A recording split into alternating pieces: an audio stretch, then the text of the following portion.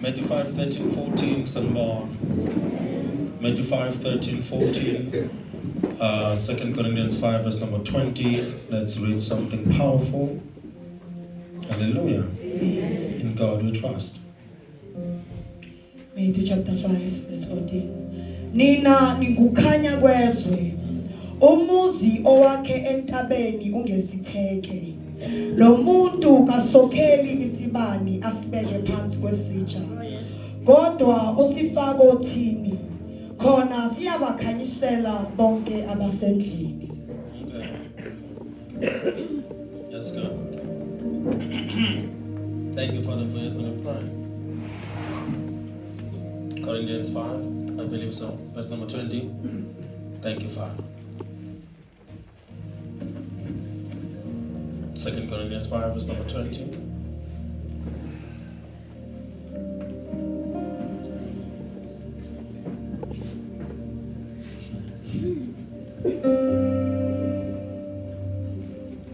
In Christ. Ngakho singamanxusa kaKristu. Konkungathi uNkulunkulu unxusa ngathi.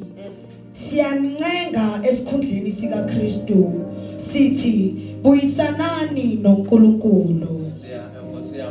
Singa ukuthi nenze njani? noNkulunkulu. Okay. Influence. Somebody influence. On Sunday we mentioned that in God, or when you are a child of God, a lot of things are expected from you, and you can access God in different dimensions, and you can reveal God in different ways. And on Sunday we dwelt on prayer. We spoke about prayer. We mentioned prayer, and we made mention of another portal of wisdom, Sophia, one of the most powerful tools. But today we're going to be talking about influence. We're going to be talking about influence. The Bible says you are the salt of the world, but also you are the light of the world. You are the salt of the water of the world. As a son of God or a child of God, Jesus is speaking here. He says, ye are the salt of the earth, and you are the light of the world. The salt of the earth, but the light of the world. Two dimensions now of influence. Two dimensions of influence. The other one is preservation. The other one is revelation. Salt in the early days was used to preserve stuff. Sawoti wawusetshenziswa to preserve stuff. The power of sawoti nje kakhulu, it was to preserve stuff. Salt was known and used to preserve stuff. Yes, it was also used to add flavor, but kahle kahle usawoti wawusebenziswa ngoba kulesa sikhathi ama-fridge wayengekho, right? So kwakusetshenziswa ke usawoti to make sure that the food is preserved. So magati, you are the salt of the world. It means you are the preservers of everything that is important kulo mhlaba. So magnathi kulo mhlaba izinto akumelanga zife. Magnathi kulo mhlaba izinto akumelanga zimosheke. Makusase nathi kulo mhlaba, everything that we come in contact with must be preserved and protected. Makusenathi kulo mhlaba, power shouldn't be corrupted or contaminated. Makusenathi kulo mhlaba, the presence of God should always be known as authentic and powerful. Makusenathi kulo mhlaba, people must always stay pure and be found in the presence of God. Makusenathi kulo mhlaba ufuna kubonakalisa la into abathi revival, ufuna kubonakala lento abathi i-revival. Makusenathi kulo mhlaba kufuna kube nama-vibrations of heaven, kulo mhlaba kube nama-visitations of heaven, kulo mhlaba. Preservation is important. Makusenathi kulo mhlaba there should be enlightenment, equipping of people, enlightening of people, empowering of people. Makusenathi kulo mhlaba there should be what we call educating of other people. We are called ambassadors of God. Singamanxusa kulo mhlaba. Makusase nathi nje kulo mhlaba thina nawe simele leyo nto to preserve stuff. Izinto ziba preserved kulomhlaba ngoba kunabantwana bakaNkulunkulu. As long as kunabantwana bakaNkulunkulu, we're expected to preserve a lot of things. Osho umndeni wakhe akamele ube contaminated ngoba kunawe. There should be revival ngoba kunawe. People should be educated when it comes to the sphere of morals, indlela yokuziphatha, character, integrity, stuff like that, spirituality, relationships.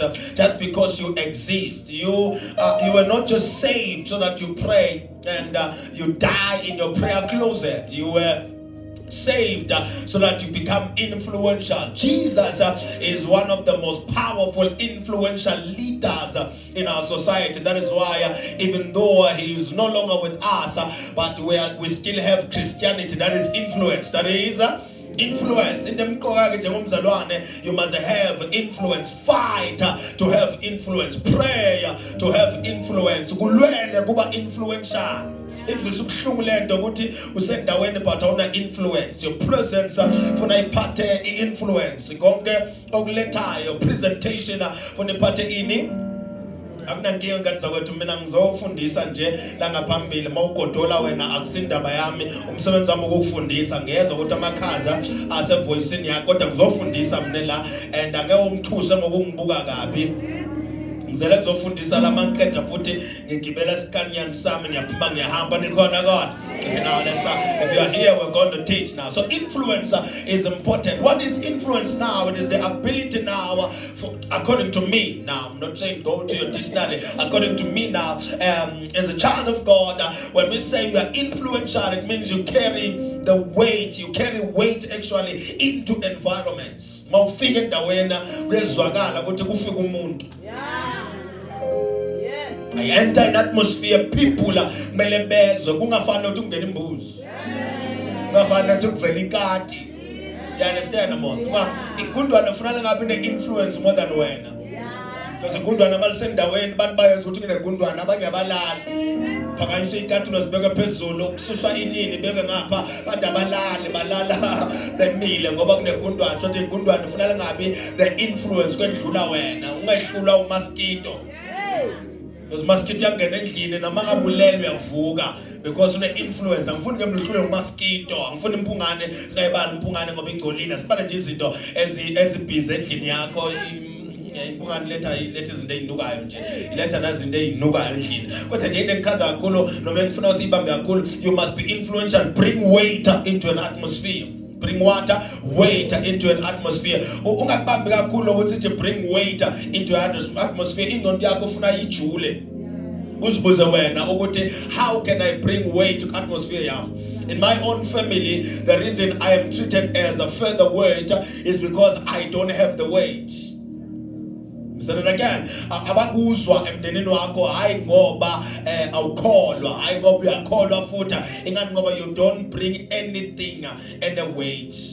Then when I say bring weight to the atmosphere, angisho ukuthi iba namamasela enyama. You can grow that muscle, it's okay, but bantu bakuthiwa bangakuhloniphi unama muscles. So bring weight into the atmosphere. How can I bring weight, man of God, into the atmosphere? Let's use the word weight as an acronym now. So W for word.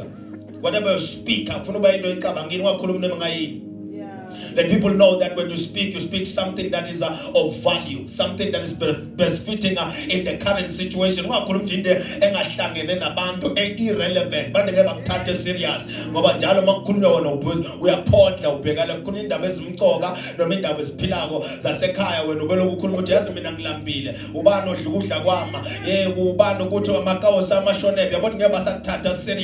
So now if you bring weight in the atmosphere, the words you speak must carry life. The words you speak must be spirit and they must be life. You understand? So it's easy for me to say carry weight into an atmosphere, but if you don't know how to carry weight into an atmosphere, you will think that shouting in prayer when you are at home will bring weight in the atmosphere.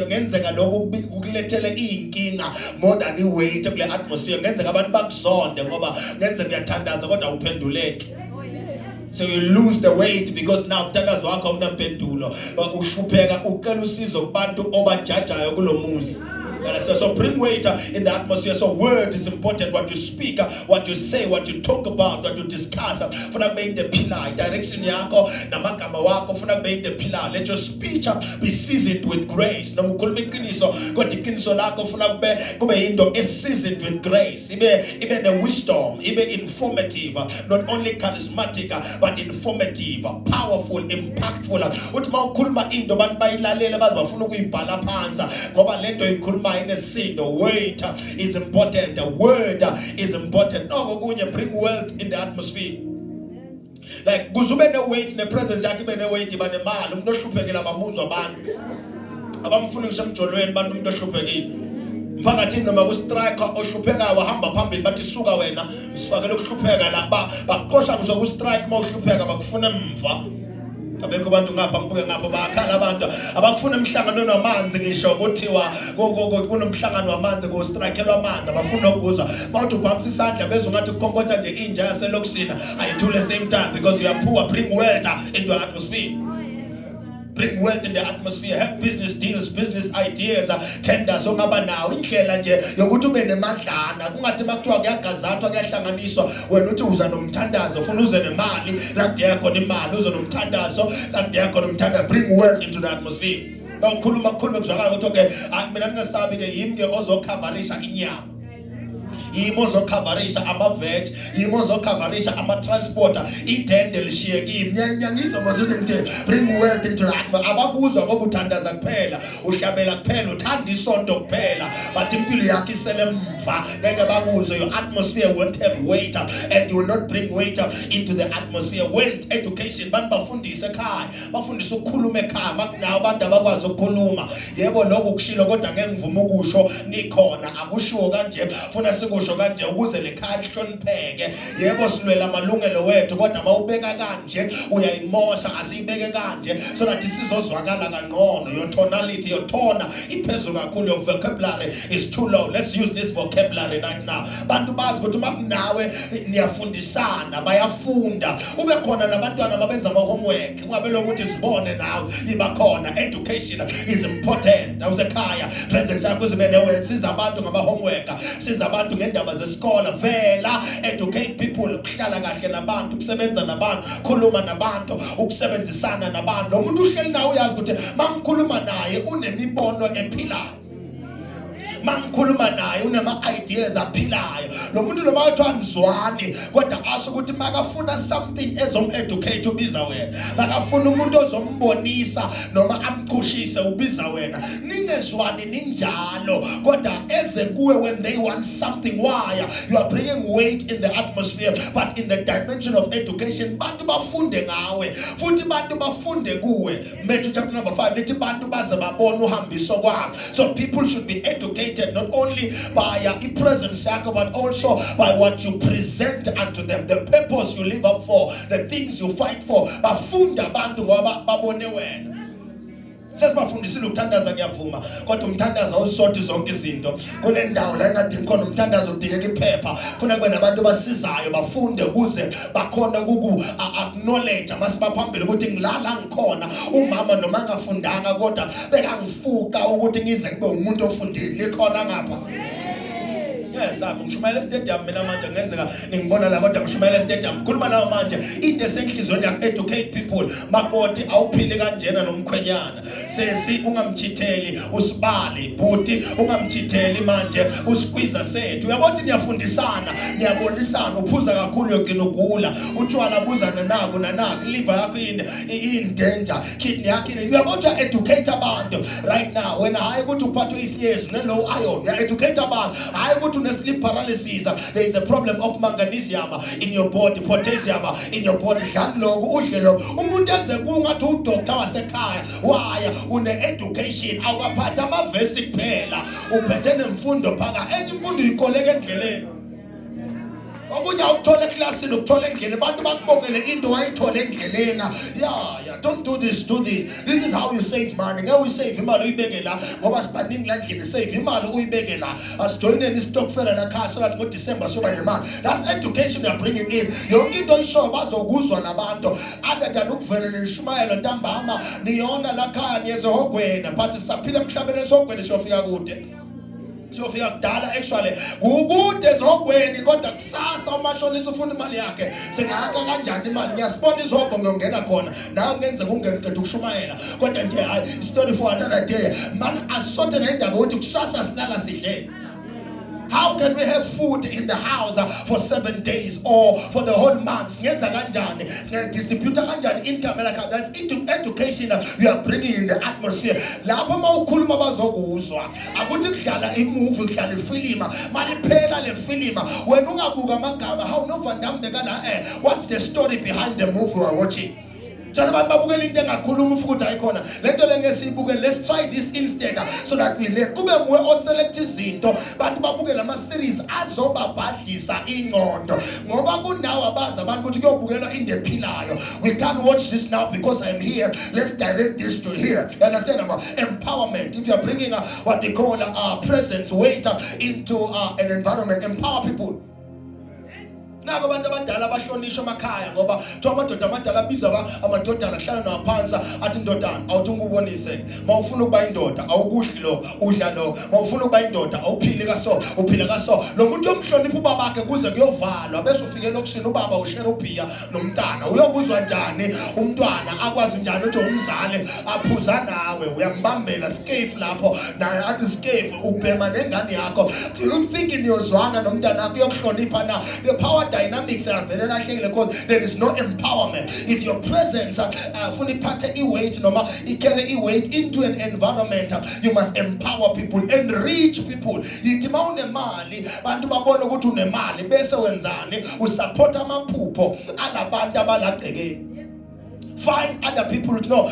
Mshana man ngubonile ukuthi uyayidinga icalculator uyobhala umatric out ngusengela imali hamba uthenga lo muntu enricha lo muntu yazi ukuthi uyazi umalume uyazi usibanibani usesi wangithengela icalculator wangithengela ingoda lento lena ama instruments you understand number wangithengela uniform yaka matric ngilala ngikhona nga enrich aba go an extra mile ungathenga ama frontana umntana angenasi isikhwama angenawo bhaka ophilayo kodwa enrich other people. Elaki people vele so uphila kulo.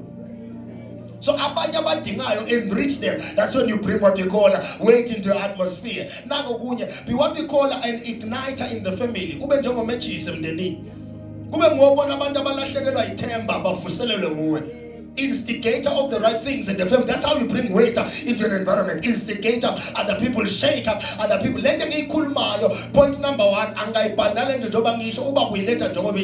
instigate people, ignite people, also be an insulator.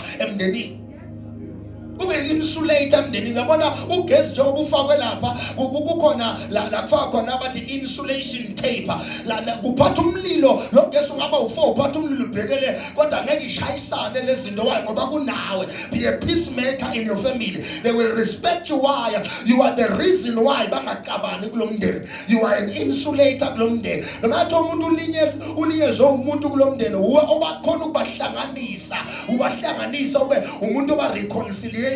You become the insulation around them. You bring the truth while you are correcting stuff. You are also empowering someone. Be the insulator in the corner. Smelly things. Asanda ukuthi siyathanda noma sithanda mina ngasenzela ukushayela izandla mina nasimele iqiniso uJehova uthi kodwa ukhohlakele mawenza so uyabona you are bringing peace in the water in the family ignite the people abaye balahla ithemba manje kube ngoba khuthazayo ukuthi bangalahli ini ithemba kube ngoba bonisayo ukuthi le ndlela le ayikho right indlela right ngunani nako kunye if you are bringing weight in the environment. Thank you Father wezimnandi lenta ngifunda phasi ehlala phezulu ground people, learn to ground people. Yonke mangabe ungezona inyoka nyoka ningicolele abasuka kwenye indawo angifuni ukukhuluma kabi. Mangabe ugesi ufakwe kahle ekhaya le DP box yabona le DP box njengana la DP box inana bathi earth in a switch ye earth ngiyabizwa manje in a switch yani uyabona omunye akayazi nje nalento engikhuluma ngayo ngoba vele intambo zavela ngaphansi. Okay, akunankinga kodwa siqhubeke manje. So kunalapha athi DP box in a switch ye earth. Le switch ye earth inentambo ye earth. So ukuthi now noma athiwa kunogezi onganani le ndlu akameli ishe because ugesi wonke mase uhlula main switcher ugesi ufuna uthathe i-earth uhlome kuphi phansi ngiyangizwa kodwa fana ne-earth ground people abantu ba-escalatisa impi ekhaya kube ngoba groundayo kahleni umsindo bawuthina abantu asikhulumisaneni asibone indlela engcono yokuyilungisa beka phansi induku beka phansi ina yekela inhlamba hlala phansi you ground the people you are the one you are bringing weight to the environment now learn to ground the people ubazi abantu bathulisa ngiyakizwa kodwa babe grounded mababona wena funa abantu bakunenkinga endlini balande wena ungabi waste behavior sekukhuzwa wena kodwa ngumzalwane influence ground the people ground people and groom them also groom people nenda ukuthi bangabantu abasekhaya kini abangaphili kahle lo because siyazi ukuthi baningi abangathathi kahle la ekhanda sihlala nabo emakhaya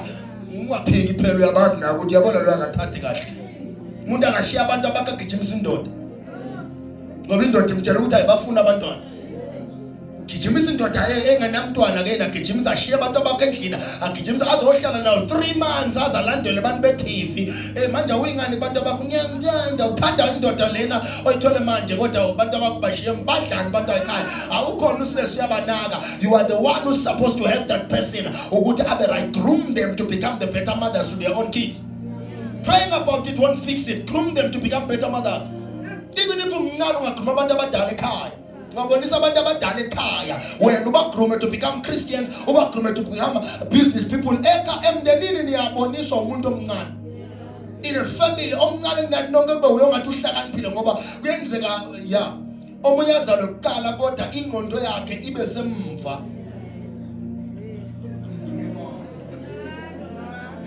kuvele yena kuqala kodwa ingqondo yakhe ikuphi hleza boniswa umntana omncane every time ayiphela uyaphetha amasonza sowathi emshana nami bengaboni kodwa manje sengiyabona groom those people abanye abakwazi ukuthandaza ekhaya ungabaqhomeli ngomthandazo groom them to become prayer warriors abanye abakwazi ukufunda iBhayibheli ungabahleki groom them into people who are lovers of the scripture because nawe wakhiwe ukuthi uzube yilento oyiyona okwefelanga nje waba so someone was giving you what we call patience time and what we call a stretch ukuthi uzugcina ube like groom people in your own house. Ngiyabafundisa abazali ukuthi bakwazi ukunithanda ngokufana ekhaya.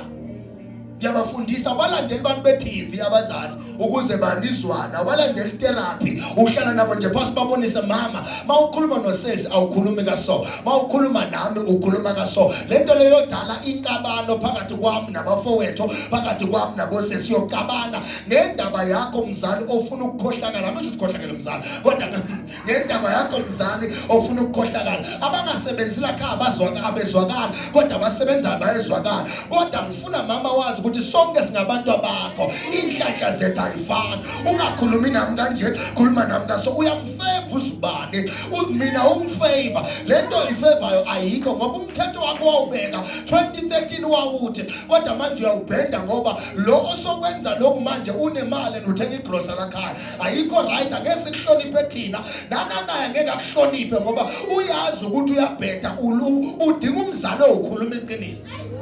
You are grooming the person to become a better mother. Gogo lakhaya ngekulunga ukuthi bazukulu balakhaya ubehlukanise ukuthi uzibani umbizele ekamereni bese umnikeza ama-sweet aphume sekanuka ichocolate abethu bantwana banuka umsobho wamanqina lengaphandle lena badla inyama umhodi lengaphandle kodwa lona uphuma le-chocolate sonuka i-KFC ke yena ngapha ngoba lokudla bogogo abanikeza kona emakhoneni kuyanuka ngaphandle gogo ungakwenzi lokhu ugogo right singahlanganiswa uwe lakhaya bantwana bazukulu bathithe ngokufana kungcono bafanele banukelwe ukudla kunokuthi unuke oyi-one akufanele kuthiwe nje banikeze ama-pieces amancane. We are grooming the person to become ugogora. Mina ngiyawuthakatha engikhona mina ngiyalika ikamera ekhaya ngalingeni mina asikho isikhwama futhi engasivuli ngoba ngifuna ukuthi umzala wami uyathakatha ngikhona hayi nami lo mntwana wamama othakatha ngikhona ngabiyele endlini mina nithi wenza njani umama bathi ngathi ugibela umfene singayifuna siyithole le ndlini I am willing to groom my own parents to become great parents. Mina ngeke umzali wami kuthiwe ungunondaba waselokishini mamgobhozo waselokishini ngikhona ngamfundisa mina ukuthi mama asibuke enye indlela jona bomama bangalesine jona bomama ababhizi badayisa amabhasikidi nemishanele elokishini kunokuthi ungababhizi ngeindaba zabantu uyamgruma umzali ukuthi abe umzali ophilayo ngoba umphakathi ungagcina unishaya ngenxa yomzali othanda indaba zabantu and allow as a family azikhulume nize nithi ha really hayibo izanazo ntombo kahle mkhuze ke mama phela for when usibonele sihle you are grooming a person to become the better mother. Abo gogo right gogo boye ke withdraw imali kuphi e-office bayabo withdraw imali e-office ngeke phela bezosithengela iphinifa kanti phela siyadlala ndini shothi nathi njengoba siphumile siyosebenza noma ubuya noma ngasobuya nefish oil ke gogo noma ngasobuya noshukela ngoba uthanda itiya phela andubuza itiya njani noma ngasobuya ngani neshukela phela ngoba ogogo abangayisebenzisa imali ukusupporta umindeni bayingozi bathenga imithi. Ifu gogo nimiyeka ayebelanda imali yakhe lapha yokuthi sowukhulile eOhisa ngabona imali yabo gogo abuye lana uyongena la nkanyamba wathi herbal shop athatha imithi u14.5 lapha anithakathe nonke lakhaya ngoba naye uyahamba ungekise ukuthi nibasha yena somdala nithakathe nonke nigule nife. So talk to them, groom them to become great grannies. Bagogo bakhulume kahle yazi nabagogo angeke uvume ukuthi bakhulume ngisho nasemcindini. Ngokulimi labo liyabheda abakwazi ukukhuluma indlela abakhuluma ngayo groom the person. That's how you become someone who carries weight into the environment. Groom people. But also show grace to people. Another thing of uyenze, show grace to people. Iba nomusa kulabantu ophila nabo. Iba nomusa no Jehova na ukwenzela umusa akusho ukuthi uyakholwa lokhu ukuthi uclean uzenza umuntu ole hands la umhlophe yonke indawo nawe khona la ubheda khona. Tell Jehovah ubona every day. Have grace. Show grace to the people around you. Iba nomusa kulabantu ohlala nabo. Be merciful, be compassionate. Now we are better as umzalwane. Baba bonile phela abantu ababhizi nawo. Wachuza umntana ubaba umntana obhedayo phambi kwabo bakutshela ukuthi uyabheda wathenga umthandazo. Wathi uzomlungisa wona Bob the Builder bakubonisa manje sowucela bona ukuthi kufanele kuphume imali yomntwana asimthukeni sonke kusho wena mzalwane. What you have to do, show grace to the people that you live with. I'm telling you how to own environment. You can't own an environment. Ungakhoyisi grace kubantu ohlala nabo. Baqolela abantu ngizwana abazalwane abanenhliziyo embi mina. Funa sibe nabazalwane abakwazi ukuqolela ekhaya. Ungazwa ukuthi kwathintwa wena vele umuntu azathi inyembe zami aziweli phansi yina usebenzi. Abamzwanga. Umuntu athi inyembe ngoba sesimsukele ke athe zami inyembe zayiweli phansi.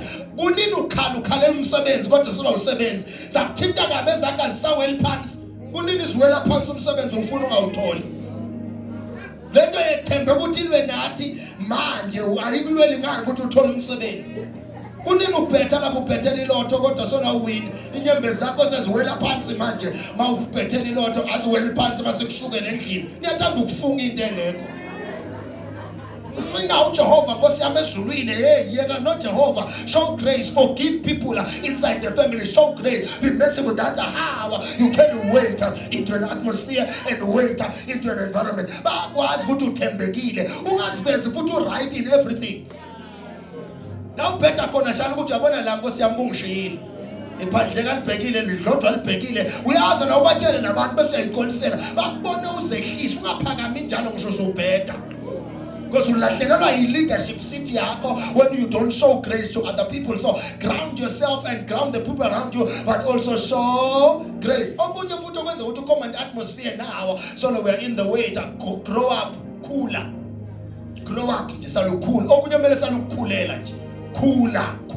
Cooler salukula nje kodwa kufuna bangakhuzi ngako basukhulile sumdala for certain things. Once you hit 30 nje ugogo wangitshela once you hit 30 suka nje eyintweni ezingena ngqondo so ukhuluma into eziphilayo lapho upusha 40 phela wena so upusha 40 life begins at 40 yoqala njalo impilo yakho kwesibili unganangqondo ungayenza izinto eziphilayo usakhuluma nabantu izinto ezingekho right sahlala kuphi uhamba uvakashela abangani iweekend yonke bawunemali uspenda khona kodwa ufuna ukudla ngapha khula grow up. That's another way of controlling the environment. You bringing weight because ukhulile bakwazi ukuthi wenze njani ukhulile uhlekisa ngezinto engahlekiswa ngazo sumdala mawungaka wena usayisakuthunya lapho akufuna abantu abadala kuphuma wena sikala abantu abadala kulomuzi kuphuma bani wena nangabe kucela abantu abadala kulomuzi kuphuma wena so ufuna salukhula ke manje indlela yokucabanga indlela yokukhuluma indlela yokwenza ufuna salishintsha. That's how you carry weight to an environment. Omakhelwane bayakwazi ukuthi ubheda ekhaya kini ngeke ke bese uveza icontrol mawufika kamakhelwane kodwa ikuhlula ukuthi ukuhlula kuba controlled mawusekhaya. Grow up, khula nje wena nje uzikhulele wena usekhaya. Siyakubona futhi sina mawukhulile, siyakubona futhi mawungakhulanga uhlala nathi. Uyabona lo usayakakhulu. Ngoba uhlala efonini kuze kuyoshona ilanga. Nasebusuku bakhona wena la ngo2 ebusuku uhlekana nefoni sikhona silandlini. Wena ubona kungcono ukuhleka nabantu ongabazi kodwa mawuhlupheka lapho phathwa isisu ucela thina ubona uApple South Africa ngisizeni ngiphathe isisu ukhuluma nabantu ohleka nabo lapha ka-TikTok bakusiza ngomuntu wesisu. Grow up, khuluma nabantu abasendlini. Nekubele ukudubula umlomo nje solokuqala uJanuary wena ukhuluma isimundo usizivele ngezwane noma ngangena la abantu uyasizwa ubani. Mathi ongena abantu la sisani usizwe ubani phela cala laba ka-TikTok bakusiza. Antu uhlala online wena ubhalela abantu ko Facebook ubhizi ko Instagram la uvela khona uyicelebrate uphila nalabantu abala ukukhula ukwazi ukusebenzisana nabantu ohlala nabo endlini. A house divided can never stand. Ukukhula ukwazi ukuthi ngihlala kulomuzi lo angiphilisane nabantu abakuphi abakulomuzi. Mangithi grow up into I reach a level yokuthi angeke sithi sihleli la eMpumalanga emakhaya kukuse KZN yangizwa mos. Bese wena uhlele KZN uvakashile ngapha sisenda imali yama door frame yama window frame uyayibhasha lekhaya. Nidlale emakhaya yazi nabantu abahlala emakhaya sometimes ngaze wehle ngespin kicker. Uthi afike ekhaya abakhiwani dlu imali yasemende yadliwa imali yetina yadliwa imali yani yadliwa baze abantu kunemizi manje babusibiya engemanga kahle mahardena checkile enze so kuhle kwebank account yomunye umuntu olasontweni mahardena checkile enze so manje isimo siyabheda ekhaya kuhle komjolo umuntu la kahle kahle yini uzibabuze ekhaya kwenzakalani bantu badla imali yokuvusa imizi. Grow up. Ukantshela ukuthi kusenda imali yokuthenga umbhede wena wayemandiyeni wawuthenga 1000 sende 8000 umbhede ophilayo. Asakhona ukuthatha ama content emakhaya ngoba bakusenda imali emakhaya omama abadala badla imali. Uyidla njani imali yokwakhe umuntu ufike ekhaya uthola umuntu akwakhela umkhukhu. Le mali ngiyisendilela bekufuna ngabe yi3 bedroom house le umkhukhu i3 bedroom house uzule front ungakho umkhukhu emakhaya abantu bakizindle ezinkulu kangaka ayidli mangikhuluma nabantu abala abathanda ukuya emakhaya sebakhathela abazali babo ngoba abazali abakhuli. Khula, grow up, then you will carry weight into an environment. Mina ube ngomncane ngabantu abanye benanisesi nasesontweni but uyabona le ndoda ikhulile le into eyikhulumayo ibhadlile abanganga bashumayela enye nje indavu ongayizwa nawe sobho nje oyishumayelo ongawuzwa nawe uzilomfana lo nkosi yami nama skinny jean sukela laswe khona nje uyokhuluma into engekho la. Khula, grow up baba, grow up. Lento usifundisa ukuthi I want to grow up. The way I spend my money I have to grow up. You don't have a money problem, you have a spending problem. Mali uyayithola wena red spend awudlala ngayo ithi ngena amakota kwakwa wona nje uthi ube nesithuthu lesuka lesize la odwa odile debones rather than say mhla ka15 akusana kuhle endlini ngoba ubhizi phela bamngena imali wena uya order bese kuneyipoke ezidla imali amathumba akho isipoko sila intestine kudla wena kudla wena. You are the one who's ordering stuff. Grow up. You can't be spending to prove a point. You can't be spending. You can't be a prisoner of trends and comparison. If so khulile masokhulile awunandaba nama trends awunandaba nezinto ezithandwa abantu uba nendaba nempilo yakho. Yangizwa mos. We can't only have the big cars. When you hamba ngeyakhe ipickup ungakhathazeki hamba ngayo. You are growing up, you are maturing into the level and the dimension of uzibona ukuthi imali yakhe ifika khona. Grow up, then you carry weight into an atmosphere. Unobaba laphola wakwafika komunye umhlangano eOgisa wafika later si busy ngamathenda namsase busy ngijimisa amathenda ngisho ukuthi ngisomathenda kanti ngimfundisi. Siyo-Ogisa athi sihleli lapha Nkosi yami nami ngisho ukuthi phela siyolwela amathenda mangifika lapha e-Ogisa wavela ubaba ufike namuva ngabona bamhlonipha kodwa ufike ngeteksi uyaziwa kodwa lapho ukuthi uneyinkomo unomuzi omkhulu unabantwana bafundile kodwa akadrive imoto kodwa makavela bamsukumela abantu ahlala esitulweni esiright kwakunabantu abahamba lapha ngama Range Rover kunabantu abahamba ngama Fortuner yena uze ngeteksi kodwa ahlonishwa ngoba unandi unende philayo ayibona yena i-right People will respect you when you know your story. Never show the story sakaban. So growing up now goes as far as knowing your story. Know your story. If you are a carpenter, know your story. But I'm not speaking my friend with Pastor Isela. I'm a wardrobe and color shipping as a store. But now we come to you. Napa inoswenza. I'm a carpenter. And lucky carpenter and fan like my friend. Why do we choose you, Pena? As my friend, at least they are not reliable. Know your story. Maushisela. Maupenda. What's where upend? Let's not say bugalento. Namenga sensela lento. Grow up and know your what? Your story. Then when you enter an atmosphere, I'm telling you. Yazi ukuthi lo baba la khona la one hardware lapha noma ngafika kune meeting lapho la ngamlalela. Kodwa nimbiza ngoshabalala uSibani lo ni hardware naye la angikhuluma ngobaba ongapha. Ngikhuluma naye olapha ngasema robotini lapha. Naye ngafika lo mndiyalo kune meeting ePola ungamsukumela wena waya. Lo muntu uyasazi story sakhe. Wena usazi sakhe story. That is why you must know your story. Grow up to such a level that you know what? I know my story. I'm a prophet. I know. I'm here to prophesy, preach about prophecy, flow in the sphere of prophet. I'm a prophet. I will flow in the prophetic office. Now I'm trying to say story. You will always fail if you are faking it. And then fake it until you make it. I'm saying fake it until you make it. Babu fake it like man 90s until you make it. Just kalabo fulin hela mam compose. Manje kalama piano manje kichichi vum gon kanji. Yazi tipili fast kanjani. Sekaba kichichi gon kanji man. Anje phila ngaba gon kanji man. Bawukushiya abantu bavela bathi gonga bakushiye ngoba usazi story sakho leba kungcono vula indlela mamgobho indlela ingoma ezazihlatshelwa ngifuna ukuya eDebheni ngifuna ukuya kwakungcono emva manje la sesikhona manje kuyasheshwa mafuna usazi story sakho mawungazi ufuna ukuthini bantu bakushiya hayi ngoba lento iphethe ngaphili ukuthi awukwazi nokuyikhulumela. May God help us bring weight into environment. Now we shape atmospheres. That's influence. That's someone who's influential. They're shaping atmospheres. La ukon atmosphere yashintsha ngoba sekufika wena. Shape the atmosphere. Manje abantu bakhuluma into engasile ngikhona mina. Khuza mina esihleli so ngithi ayaye. Ngaphondla ngilana. Ufuna ukuthi besikhuluma nami ungibani? Hayi nomfundisi beyakhona mangikhuluma le nto akangikhuza kahle wena. You can't say that ngila mina. Bantu oduzane nabo nabantu ohlala nabo ufuna makuvela wena itopic ishintshe. That's when you know you're influential. Hayi ukuthi kufika wena nithini fika neyakhe itopic nithini in bring something ngabe 2026 ungiphathelene wena uphetheni. You can enter into a new year ngenzabetha ngilwi nami ngitshela iqiniso lathi lento uyibone. You can enter into a new year kufana na last year because you're not thinking anything. 2026 welcome me. I'm bringing wisdom, understanding, business ideas, affirmations, this and this. Lo 2026 abe azi ukuthi uza na fana ungena emjolweni ungazi ukuthi ufunani. Yini bese nisabela ama wings ma status ngoba ungena ungazi ukuthi ufunani. Awumfonela ufoni ngani wena ayinayo call phone yakho. Awumfakele airtime awuthengela ni phone my afford airtime. Umkhipha nini usikhipha nini wena. Yabathi ungena relationship ungazi ukuthi ufunani awazi kuyenzwani relationship. Study the midst of the relationship. Kwenziwani relationship then create the relationship that you want. I'm talking to you right now. Uyokwata vele ngoba ufuna imoto. Aka prophet imoto yami yaphi imoto ungazi ukuthi uyaphi.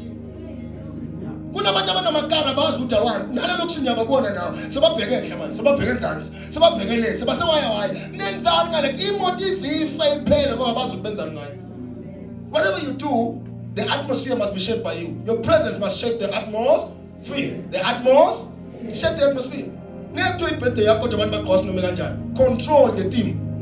It's my birthday. This is the dream. The theme actually, not the dream. The theme. Skoga kanje. Ukontrola wena. Umuntu hayi gqoka indlela oyifunayo. This is yours. This is your event. People must adhere to the rules. Asetobane nguwe. That's how you become influential. Stand your ground to become influential. Ndaba kuba umhlanga nje. Na ofeka kile. Hallelujah. Firm. Whatever you do, whatever you say, be firm. Umuntu bangamthanda umthanda. Angathi sekaveza imoto yakhe noma sekaye emotweni yakhe. Hayi Samson bengingasho kanjalo how wena usethi give up. You must be firm. Bangamthanda wenze njani?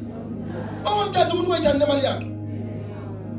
Ongumthandi kodwa ufuna imali yakhe nimbulawela lokho. Set the crowd, set the atmosphere. People around you, there are people who are approached with good stuff when they are approached with bad stuff. Why? Your atmosphere doesn't shape people around you. Be influential. That's God. Affect decision making. If you are influential now, according to my rules and principles in this region, I will tell you, in this atmosphere, to be influential, affect decision making. Affect decisions. Umntana akakaki decision ephila ungekho.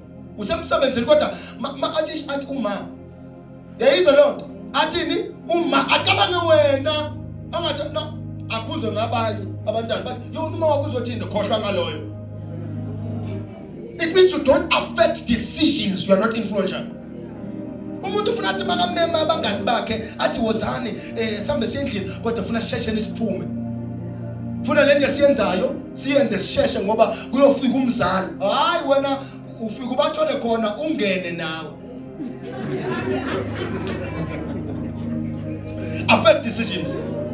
Affect decisions. If we have the power to control what minds do around Paula, it means we have the power to control what the government do around the sphere of Paula, right? So nangabuna leo lento lo kuphuma endleleni namabhodlela uyo striker nasekhala ka ufuna ustrike endephilayo affect ama decisions from a household. Ngaveli ukwazi usiqhomoketi ngaphandle kodwa endlini uyehluleka. Start in your own house. Charity begins at home. Charity begins at affect decisions. Mina ngakho decision ebhedayo abale nawo. Mina ngeke ushaya abantu la ukhona bese uyangifonela. Hey woza ngapha ngibashayile woza sobashaya ubiza nami ngifuna ukuboshwa nami. Ubasukele mkhona na kodwa wena bavele bakufonele woza ngapha yes uyasibashaya uboshwe wena. Affect decisions. Umacabanga wena ngacaba ukuthi angasusa impilo noma engangikuphe usulanda wena. Akazi ukuthi whatever decision they make mangabe iyabheda, I can only protect you if you are being attacked. But if you are provoking them angizingeni. But wena bakulandela yonke. Mina ngangibizwe kunomsebenzi wamadlozi. Ungibiza ukuthi ngiyowenzani? Ngangibizwe mina niyovula ithuna. Ungibiza ukuthi ngiyowenzani? Mina ungibiza masiyongwaba umuntu. Hayi ukuthi uyovula itshe.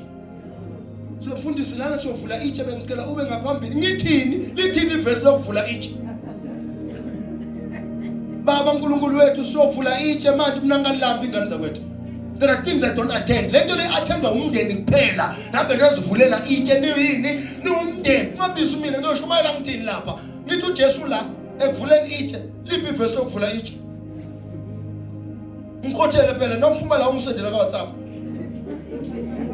uthi itshe lambonyo bese babinda umfundisi wazolivula lithini iverse lokuvula itshe I don't know mangabe likhona mina noma ngawungalithola mina ngeke attend. Why ngibizela abantu abafile lo muntu angakholwa phila so ngibizela kuyovula itshe lakhe kodwa bekangakholwa siyoshumayela abantu abafile singagcina sibe nezipoko le oba sigijimisa abantu abafile abaphila sibashiya la iyangithusa lento ukuthi abantu bagijimise imisebenzi yabantu esebahambile emhlabeni kodwa umntwana afuna uregister evarsity abanamali kodwa kuvulwa amatshe kuphuma ama 20,000 imali yokuregister isekho imali yomntwana ukuthi abe ayevarsity ayisekho kodwa ematsheni number 1 ngathema nje nenkomo okuhlathwa kubizwa abantu kugibela abantu eEastern Cape beze labakhokhele abantu abala bahlule ukukhokhela umntwana ukuthi afana ufunda lapha eCity wathwatha lapha eWoodbank ngeke bamkhokhele 3 months ngeke bamkhokhele 6 months kodwa ethuneni number 1 hlathwa lapha kuze kuthelele umuntu obeka ngayithandela lenkomo nemhlabela yona asaphila bekadlela ihlabishi adlela amaveji asenze vegan mayise nomhlabela inkukhu kodwa sidliwa yini kodwa mhlabela abaphansi kodwa lento idliwa yini. Affect decisions. Affect what? Kulikhulu namhlanje amen mncane awuphuma amen uphuma la affect what decisions. Affect decisions. We must affect decision making. Lokuhlela kungabi nomuntu owenza into engasile emva. While you are here, ngobushiye abantwana emva. Kungabi nomuntu anopheka ama chips amazambalula. Kodwa udlile bawumshiya. Umshiya nokudla inqoba intaba yonke engaka. Lokhu lawe niyobuyela kunuka ama chips amazambala emva. Ubani odla amazambane la baphika bonke endlini bazibaphikelana. Affect decisions while you are away. Let's continue now. Reveal Christ everywhere. You are influential. Reveal Christ everywhere. Abuzo munye, how can I reveal Christ? Through your presence. Ukuvela kwakho ufuna kubona ukuthi wafika umuntu. Mina ngisadansa nje mangivela bathi aha, naba sebakhona umadansana. Nathi lapho kusafika ingwazi. Izandla lana sina feet. That's a busy lapho. Yes. Bayazi ukuthi nabo ubani. Umadansana. Sangoma masivele usibona namabhayi. Sivele oh nasi sangoma. Reveal Christ with your presence. Uvela kwakho ukugqoka kwakho ukwenza kwakho uvela endaweni bathi yabona angisisure ukuthi usindiswe noma usindiswa kodwa nje can't show you are revealing Christ with your presence, with your also reveal Christ with your character, with your character. Also reveal Christ with wisdom, like we were saying yesterday. Reveal Christ with wisdom. Another thing, reveal Christ with power. Mina noma ngathiwa ngokuphi baba umfonela umfundisi yabheda la ngikhona ngithi beka isandla la kunenkinga khona ke sesithandaza. Why? I know that I am here on earth to reveal Christ with even in the dimension of power. So there are 4 ways to reveal Christ: presence, character, wisdom, and power. And power. Siyayithanda ke le power. Yeza power power. Power ngoba sifuna kuwa. Nakhona noma sikhuluma ngepower sikhuluma ngokuwa. Power has got dimensions. But when I say power sifuna nje umuntu ongangisusana nento lapho. Yenza ke isuka ufuna kube knowledge ingazohlala. Ask yourself, why did it choose you in the first place? Why did it come for you in the first place? Why did it grow in your body in the first place? Once you have that information, ngayiphinde lento kuthiwe iyabonakala emzimbeni noma kubantu abaduzane nawo because you will spread the information. Ikona kodwa. Angilwi preservation. Another thing now, it says now, ye are the salt of the earth and the light of the world. If we were focusing on these scriptures, but we're not focusing on them, they are part of the message. So we're integrating the scriptures in the message. Integrate. Underline. Underline. Integrate. Yes. As God. Salt influences by preservation, but light through revelation. Light through. God never designed us as a Christian. Now my service ngiwathanda kakhulu mina kunaleya Sunday. Now my service mina engiwathanda kakhulu kunaleya nini. Ngithanda kakhulu le service le ngoba lento ekwenza ukuthi Sunday umemeze ile siyifaka manje. God never designed his people to hide in irrelevance. I say this every day. Nkulunkulu akazange akuletha namhlabeni ukuthi nje Nkosi yami ube umuntu ombhulazayo ongazi lutho uzokwenza emhlabeni. Uyinto yesonto nje kuphela. Something is wrong phela lapho. Ngathi u-altar boy uyinto yesonto nje kuphela. Phela hayi kahle nini. Awuyena umfundisi phela wena. Ngakho bese sofuna ukushumayela sonke. Christ never designed us to hide in irrelevance. What do I mean by that? That is why 2 Corinthians 5 verse number 20 said it. Singamanxusa kulomhlaba. Kuba silinga abantu babuyele kuKristu kodwa sisekulo mhlaba ambassadors. We must influence spaces. Joseph influenced Egypt. Joseph, he influenced Egypt. The whole country and nation of Egypt was influenced by one man by the name of Joseph. Esther influenced the throne.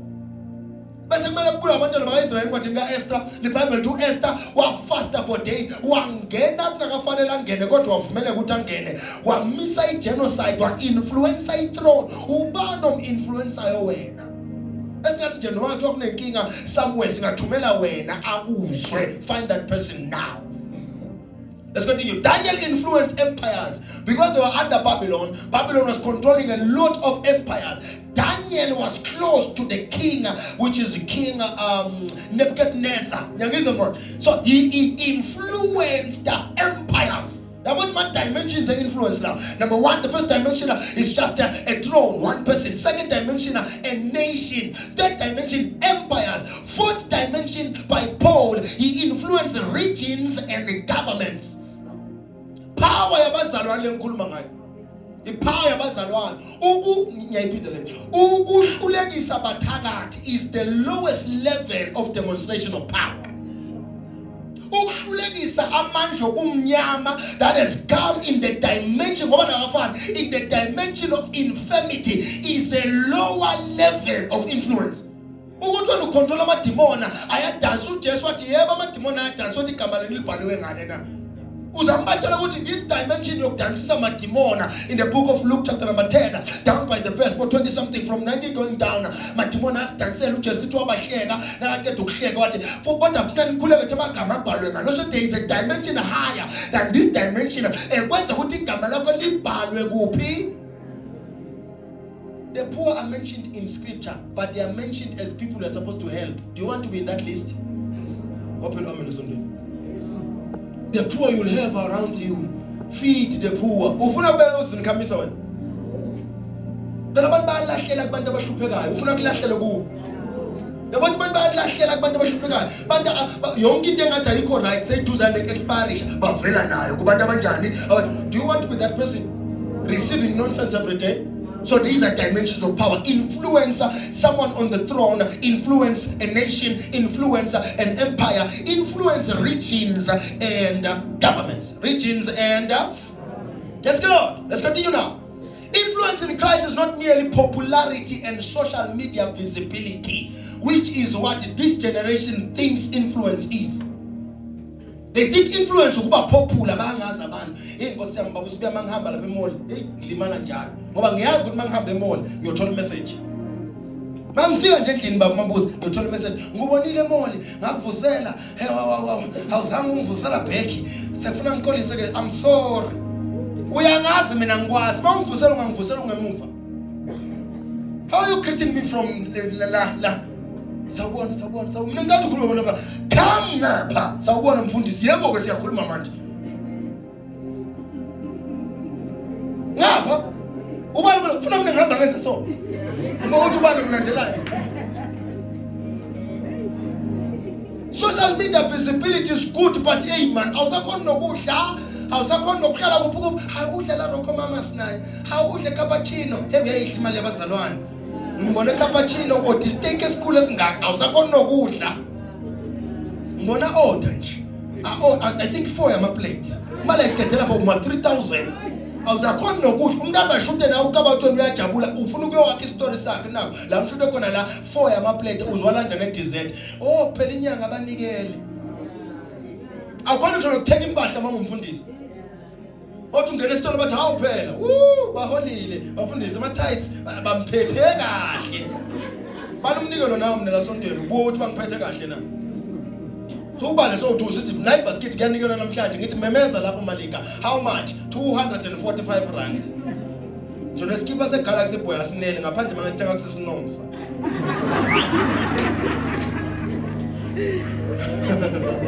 I hope siyafunda. So influence in Christ is not merely popularity or social media visibility. It is the ability to move hearts. It is the ability to move hearts, move systems, cultures, and destinies towards divine order. Acts chapter number 1, verse number 8. The Bible says, tarry in Jerusalem until you receive power. Until you receive power, and ye shall be witness unto me. It's not about emotions. So the Holy Spirit was not merely given for emotional encounters, but effectiveness in witness and commanding territories. Sisele lati na ku emotional encounter. Ababa yanda. Salama opumala. Hauna influence. Our command next awaziwa ndawo uyakhuluma bakuzwa phamsisana emhlanganweni basidonsa awube wena uzothini wena uhlupheka nokuhlupheka yayizo ukuthi le Holy Spirit was not given for emotional encounter but effective witness. Njengoba sihamba nje on Saturday sihamba siyela phezulu mabande siyoshumayela effective witness. Mfundisi hambe siyela mntu ongazi ukuthi asazi wenzani. Basifika lapha lento esiyenza kumele ibe njani ibe ifirst phetha amafulana namhlanje yilo uphuma neyakho umema bakhe abantu angifuni ukuthi wena ugcobo lamfundisa lisebenze kubalanda abantu olwakho lisebenza manje letente silibenge isikhathi esirong mfundisa akasathandaza nawe unezifulana hamba balanda Angihlala ePolam ngihlala eWitbank. Oluhlala la, awubona ndikani bayitenteni. Athi bakhonza esontweni, abayitenteni phela. Angithi 8,000 may fall on your right, but 10,000 can also fall on the what? On the right. But Isaiah athi one of you can control 1,000. Tell bakho na about 1,000. Mina ngiyasacrifice every time. Izitulo ezi 1,000 ngazikhokhela. Ngicela ukulandela abantu wena. Andiba ngisikhipha imali nje ngithenga amasuthu. Mina ngizokhokhela izituro ezi 1,000. Angina stress. Wena ngicela ungizele nabantu abangaki? Baphela amene sondela bayimangwa kanje. Saba noku-invite 2 yabantu. Saba noku-reposta i-post ku-status sakhe. Kodwa obhuti bakhe mabaphuza naye dansa lapha afake irogo lakhe lalapha emashayineni lapha sedowntown uvela nalo lapha abadake anginamfundisi bengingaphuza ngibona bengiphethe ijuice sibe sho kanjani kujwela utshwala phansi. Kodwa manje share into efaka isonto umuntu akashare. Share into ke manje ekhuluma ngecountry ukuthi kwenzakala in the country akashare. Ufaka amavesi abantu abakhalayo uJehova umbalusi wami angiyoweswela lutho. Weswele nje manje. Aphelwa mina. Weswele nje manje uJehova umbalusi wakho na weswele kodwa weswele manje. It comes to church now, when it comes to things of the church, fanele uvele. Kumele wenze njani? Ngibhalela ngomnye mama asend imali yokusupporta iservice othi mfundisi izolo lendlela okhuluma ngayo ngiyathinteka. Ngicela ukusendela na imali ukuze wenze umsebenzi wenkosi.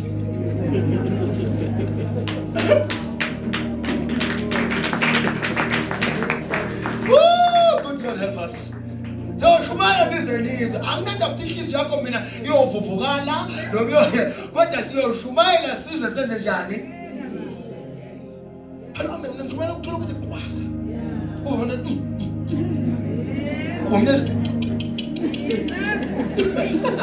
angesabi angesathiswa.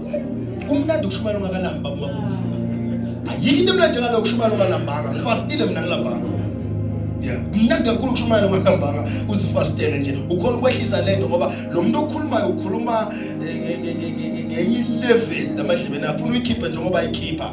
The demeanor is important, not just the message, also the demeanor. So the Holy Spirit is not just for emotional encounters. Angilwi mina nabantu abakhalayo mawathinta umoya ongcwele. Kodwa ngilwa ukuthi ukhaliswa umoya ongcwele ngaphinda ukhaliswa ngomashonisa ngaphandle. Iyangilimaza le. Khaliswa umoya ongcwele ngaphikaliswa umjolo ngaphandle. Iyangilimaza le nto le. At least phela iba strong kokuyi-1. Khaliswa umoya ongcwele phinda ukhaliswa incwadi, ukhaliswa imfundo. Khaliswa umoya ongcwele phinda ukhaliswa umphathe emsebenzini kanti senzani. Umoya ongcwele akasakunikeza ne-idea ukuthi umphathe ungamthinta kanjani. If God can touch hearts of people, eyes of people, you can use the same God in you to touch hearts of ulana ngoba nguthandazela ukuthi ube lapha. I pray that God, I'm going to Paula right now, bring the right people for the message, touch them to come to church. Ukuthi bangitshela ukuthi kodwa usebenza njani bamabusi zokwatitimela. Uthi ungitshela ukuthi kwatitimela so dibane sontweni ukutitimela khona sila. Jehova ngiyathandaza noma bangazi bathi kuyatitimela siye sontweni. Touch their heart. Touch their heart. You are here because I pray that God touched you so that you get into, actually you come to this church and receive the message. How many has message go show me? So that the pastor praying to chairs.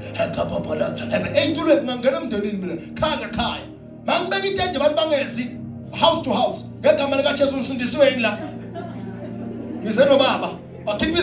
Fire. Yes.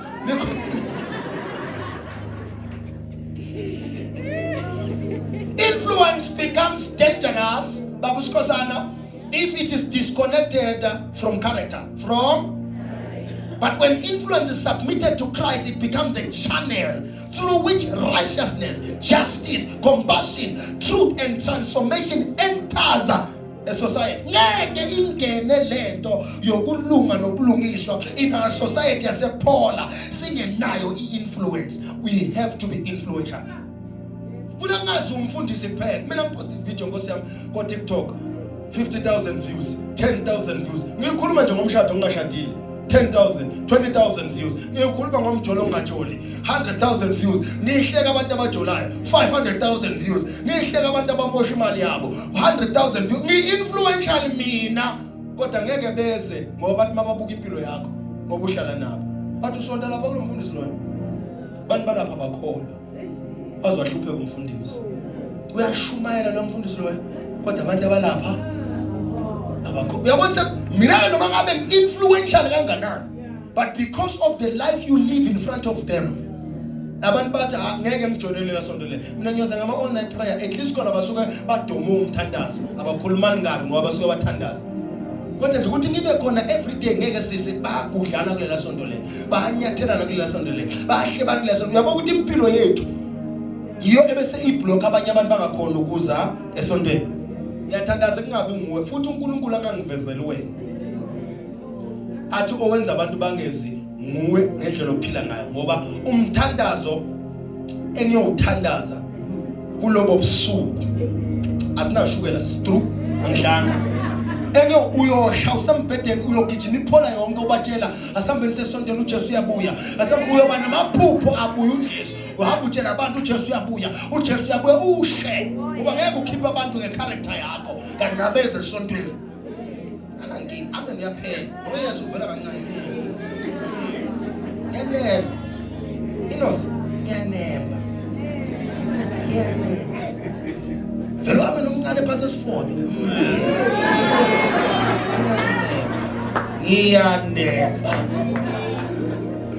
So now, it means now, when we submit our influence to Christ, this is what happens.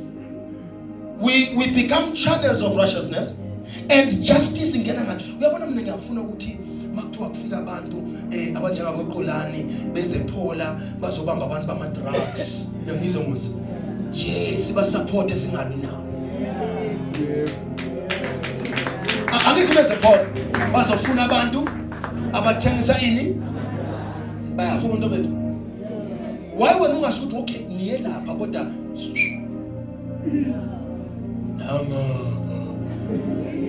noma ngathi bebangayikhona kodwa bazodlulela ngakhona. Because hayi ukuthi aspass bantu abagangayo nabatshontshayo abalaphola akufuni siya police station ufuna size ku kule street less ubani obelo kungena amakara kodwa niyamazi kana amakara iyangena ikari kodwa ayiphumi kuphuma sekuphuma ilori ngene ikari kodwa kuziveni bayenza ngamakara bascrapela phambi kwakho uthule wena ungareport phela uyiphoyisa hayi mina ngipimbi mina bawuthatha ingane yakho nje akithi baqala ukuthatha amakara imali yamakara yogcina incane phela amafotho bawuthi kwakhiphe ko 5000 labantu bo 17000 bo 15000 kodwa ingane yakho bavela bayishute nje bahleke nayo ngoba uyayazi ngayithanda izinto ibiza abantu abayigebenga umalume uncle bawushuta naye emvelo bathi sifuna umntana nje bathatha ingane yakho reporter labantu kusa eli basatshontsha nje amagriva naba namagriva angaka makhe ngabe nene hardware na uyeza umkhwanazi bantu bezwe ukuthi vele uzoba mpimpa anginiyeke ngiyaniyeka ngoba mina namanje bona bangibuka kanjani bawugugela yakhe igate bawugugela besithi bantu bavula umnyango abasavula umnyango bangena ngamawindi babangena ngamawindi sebakwayi ke manje bavula la indli lokhile bangena la umakhelo ngeke kwenze umuntu angene la kule rufule ungimakhe ungamboni kodwa umntana nami asesekhulela under 2 months uyambona umuntu agibelile ade angene phezulu la awumboni kodwa umntana nami akhulela 2 months khulelwe wena ogibela phezulu awumbona kodwa uhleli usekhaya wena funa balande nawe ube nje uthola le therapy yalapha kule gudugudu nje hambela phakathi iyawubuyisa umqondo leyaphexit le iyawubuyisa umqondo hlala nje ngesakala mazamba lapha ngamuva uyakhaza ukuthi angibona uyogcina ukuthi ubonile uhlala nje lapha ngamuva lapha uhlala nje lapha bangakubophanga nje nezandla uhle nje lapha ngamuva uyasanguluka futhi bangaqonda police station athi bangahamba nje abantu baye Witbank babuye phinde babuye baye Verg babuye ngathi bafuna abanye abantu bastop somewhere bagijimisa abantu ula ngemuva. Because all the people abaganayo wena wenza njani uyabazi. You are a Christian but you keep quiet in your society wenzeka into ebhedayo but you are a Christian. Usilingele fellow South African. You are a fellow South African, you don't know that. You're waiting for the president to speak. Ungani uthi ya yebo ke sesikhathi sethu manje bosolo ungabona ukuthi isikhathi sakho You must know what lento le is wrong. Lento le it is. Uyayibona futhi now every day. Khuza labantu babangakhuzeki batholele abantu abazobakhuza. But anyways, sonithini ke phela ngoba nani banibhashisa. If you are a believer that is filled with the Holy Spirit, if you are filled with the Holy Spirit, you should not only pray in secret, you must carry moral. You must carry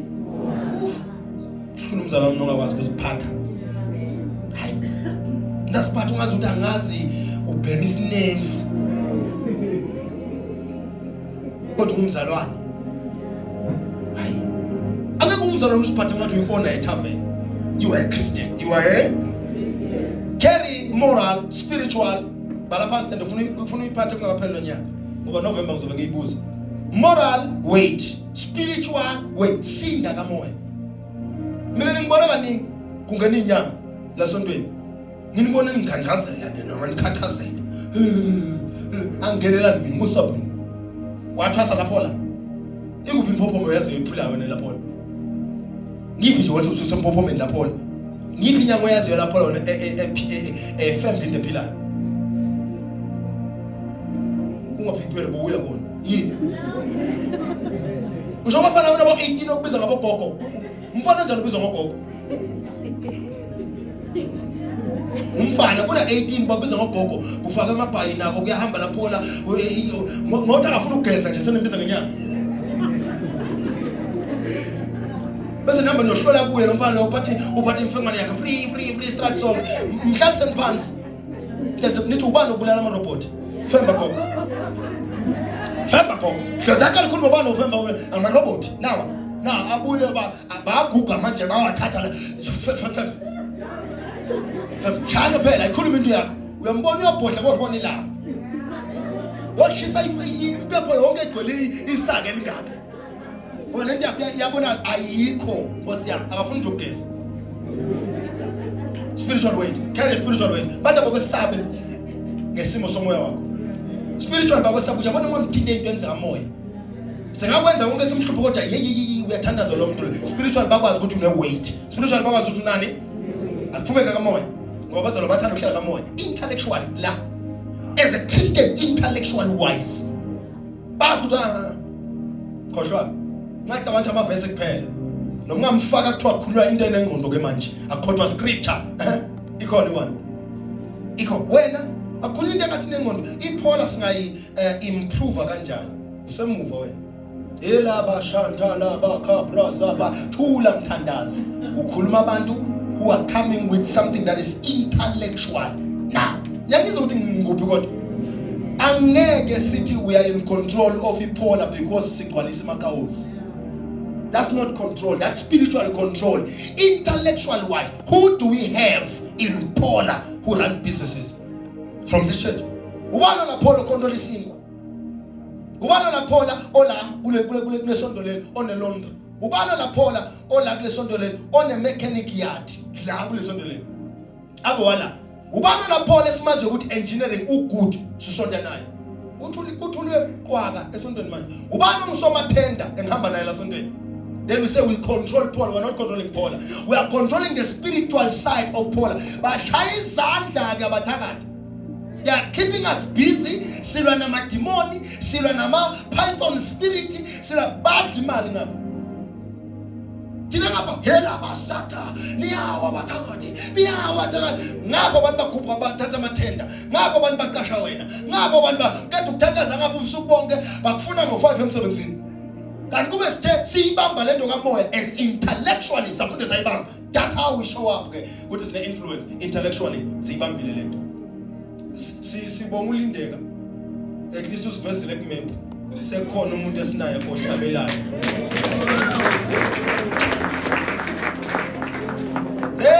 Sesibonga ulindeka.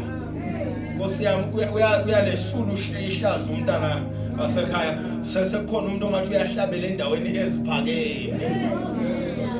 Sibonga nengane kaInosi yavela kubantu besponsor wathi ile Nelly Sprite manje la sikho. Niyangizwa ukuthi ngifuna into enjani. That's what I'm looking for. Niyangizwa phela Awuna point out ukuthi sibonga abantu bethu osibana leli yakhonto sibonga nabo Lindo bahlanganisa amantombazana ukhuluma nabo ukhuluma abantwana abancane siyayibonga lento into ekhulumayo le into ephilayo into enjani ephilayo nami baba nami ngizomfonela nje ngifuna ukuyofaka impahla zami lapha kule ndlu yami elapha waya ngoba sengiqedile ukwakha